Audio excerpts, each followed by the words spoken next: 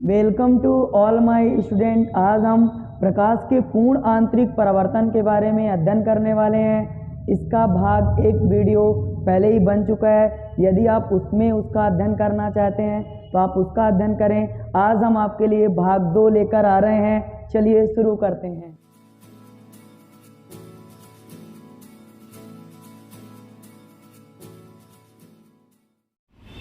आज हम प्रकाश के पूर्ण आंतरिक परावर्तन में क्रांतिक कोण तथा अपवर्तनांक के बीच संबंध का अध्ययन करने वाले हैं।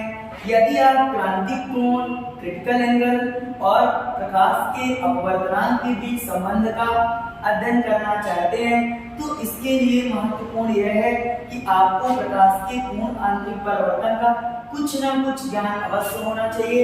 मैं उसे बता रहा हूँ, आप देखें।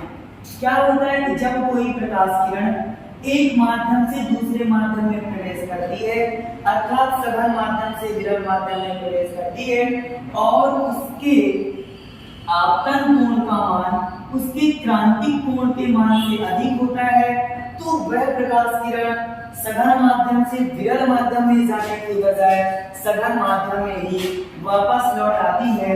प्रकाश की इस घटना को ही हम प्रकाश का पूर्ण आंतरिक परावर्तन कहते हैं।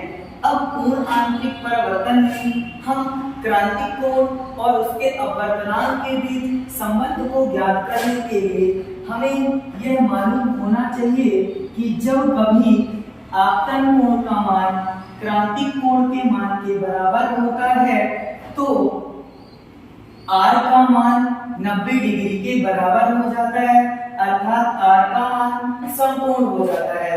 इसका अध्ययन करने के लिए हमें सर्वप्रथम स्नेल के नियम का प्रयोग करना होगा। अतः हम स्नेल के नियम का प्रयोग करेंगे। तो स्नेल के नियम से हम जानते हैं कि 1μ2 इक्वल होता है sin I upon sin R, क्योंकि आप जानते हो कि स्नेल के नियम में जब कोई प्रकाश किरण एक माध्यम से दूसरे माध्यम में प्रवेश करती है तो उसका मान 1μ2 equal to sin I upon sin R होता है। इसलिए हम 1μ2 equal to sin I upon sin R के मान का प्रयोग कर रहे हैं। हम यहाँ पे देखेंगे कि ये जो प्रकाश किरण है दूसरे माध्यम से पहले माध्यम में प्रवेश कर रही है, इसलिए हमें 1μ2 के प्लेस पे 2μ1 का प्रयोग करना होगा।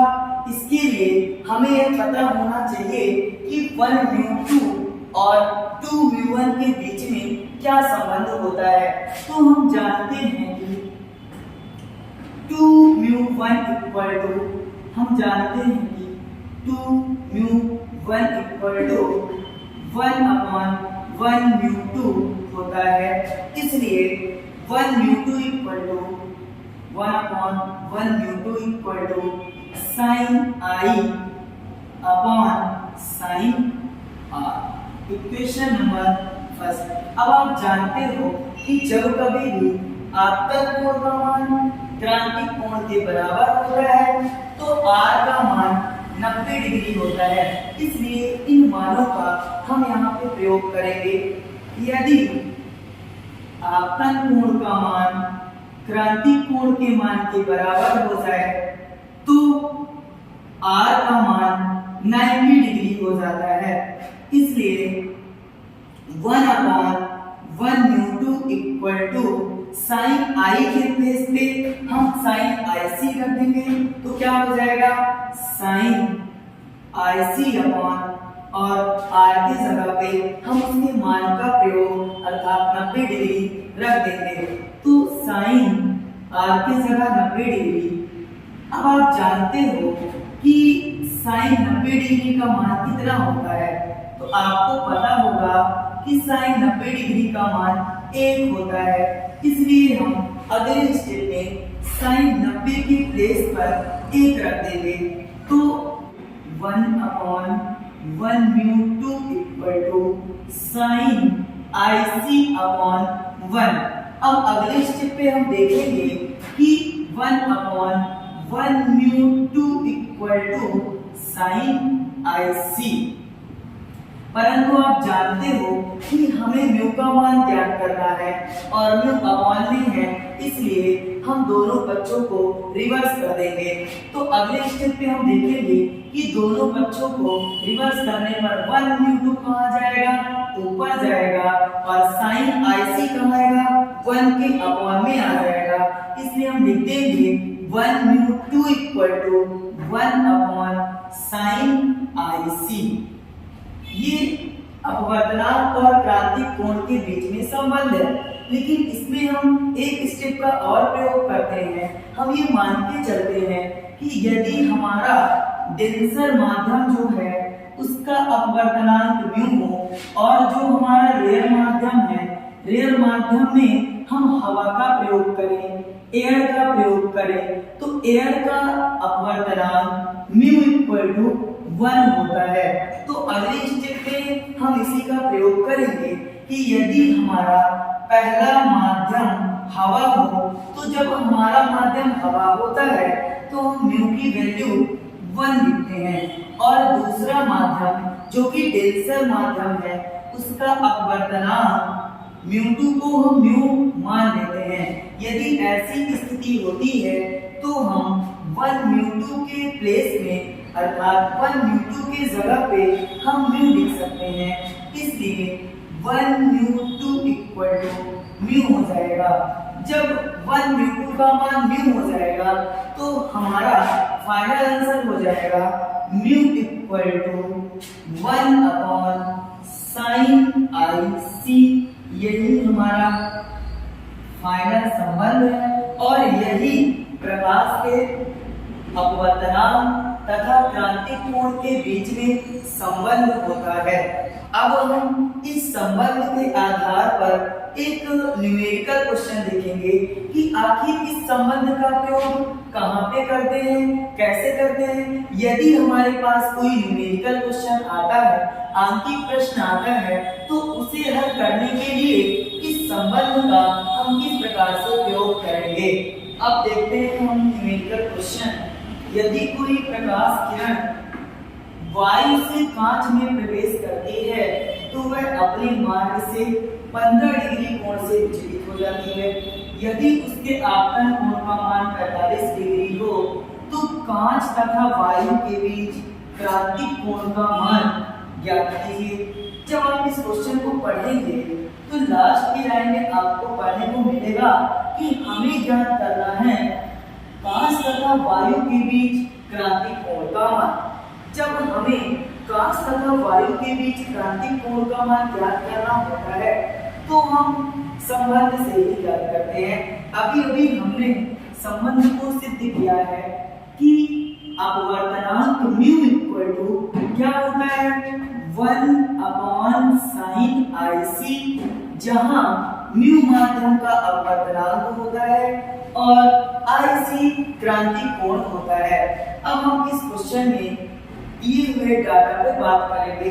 हम देखते हैं कि इस प्रश्न में कोई प्रकाश किरण सघन माध्यम से विरल माध्यम में प्रवेश करती है, तो जब वह प्रवेश करती है तो उसके आपतन कोण का मान कितना गिवन है, उसके आपतन कोण का मान दिया हुआ है 45 डिग्री।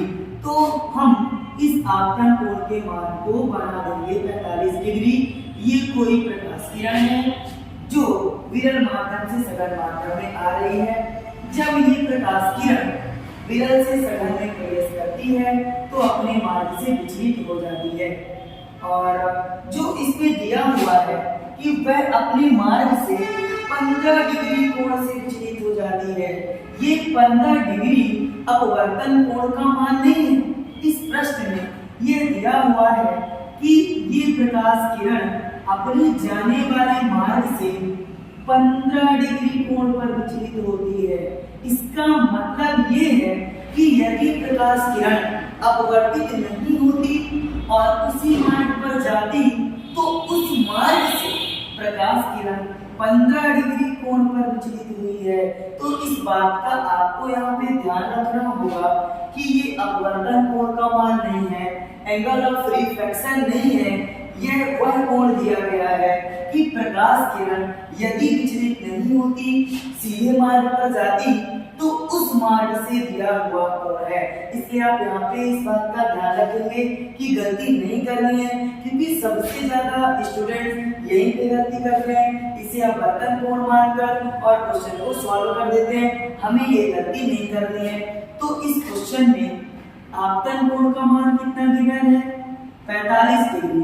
लेकिन अपवर्तन कोण का मान प्रश्न में नहीं दिया हुआ है, तो हम सबसे पहले अपवर्तन कोण का मान ज्ञात करेंगे। अपवर्तन कोण का मान ज्ञात करने से पहले हम देखेंगे कि ये पूरा कोण 45 डिग्री है, तो ये पूरा कोण भी 45 डिग्री ही होगा, क्योंकि आप जानते हो कि शीर्षाभिमुख कोण हमेशा आपस में बराबर होते हैं। यदि ये कोण 45 डिग्री है, तो ये कोण भी 45 डिग्री होगा। इसी परिभाषा का प्रयोग करके हम r का मान ज्ञात करेंगे। अब हम देखते हैं कि ये पूरा कोण 45 डिग्री है, इतना कोण 15 डिग्री है, तो इतना कोण कितना होगा?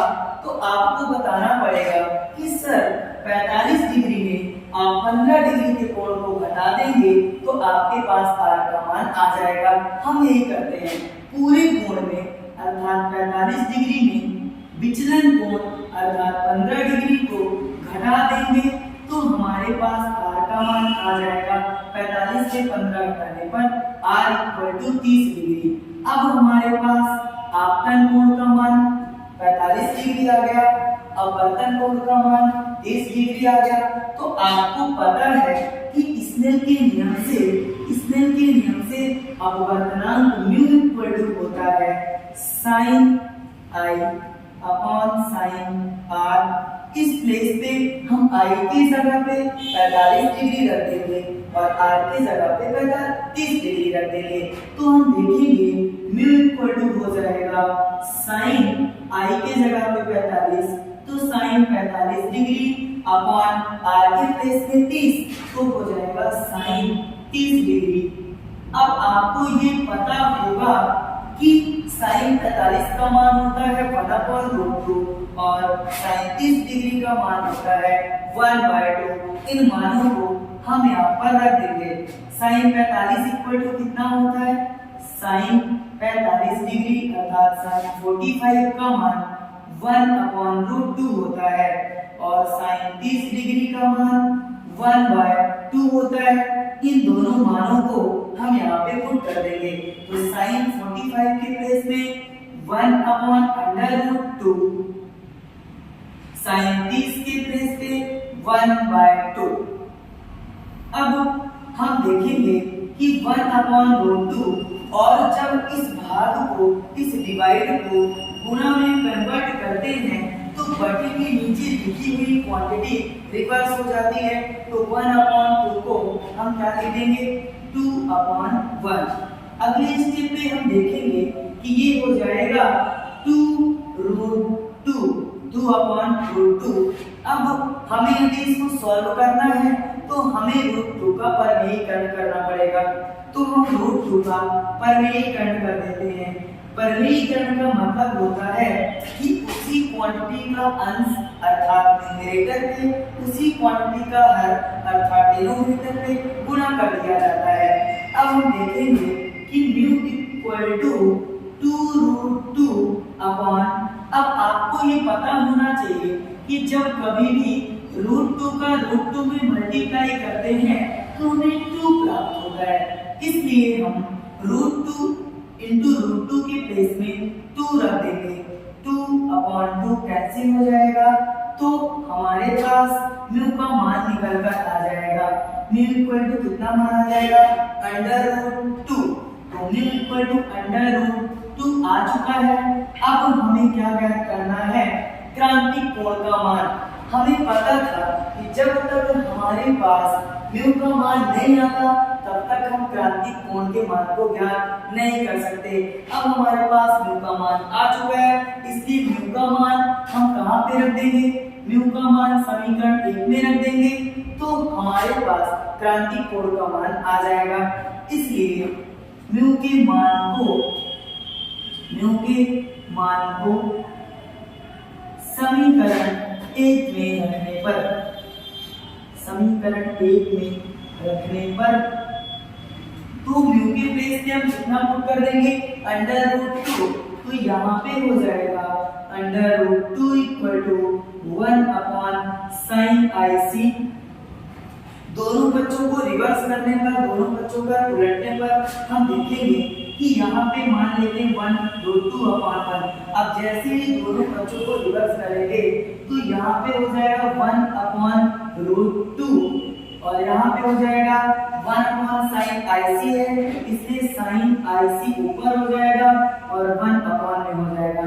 अब आप देखोगे 1 अपॉन √2 साइन कितनी डिग्री का मान होता है, तो आप यहाँ पे देखोगे कि 1 अपॉन √2 साइन 45 डिग्री अर्थात साइन 45 का मान होता है, इसलिए हम 1 अपॉन √2 के प्लेस पे साइन 45 पुट कर देते हैं और यहाँ पे साइन IC आप देखोगे कि साइन से साइन कैंसिल हो जाएगा, तो यहाँ पे हमारे पास मान आ जाएगा 45 डिग्री इक्वल टू IC अर्थात IC equal to 45 degree, IC equal to 45 degree.